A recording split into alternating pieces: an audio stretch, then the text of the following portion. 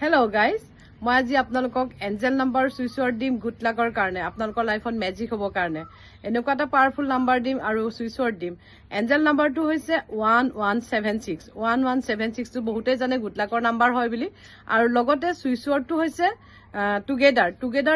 together বুলি আপোনালোকে ৰাতিপুৱা মৰ্নিং শুই উঠি বা খোৱাৰ আগত যেতিয়া নেকি আমাৰ কনচিয়াছ মাইণ্ডটো আমাৰ শুবলৈ ধৰে আৰু সাবকনচিয়াছ মাইণ্ডটো আমাৰ জাগৃত হৈ যায় তেতিয়া আপোনালোকে কি কৰিব এই সুইচ ৱৰ্ড বিলাক ব্যৱহাৰ কৰিব তেতিয়া ৰিজাল্টটো ভাল পায় সুইচ ৱৰ্ডটো হৈছে টুগেডাৰ কে 48 টাইমছ ক'ব তাৰ পিছত গোল্ডেন সানৰাইজ বুলি ক'ব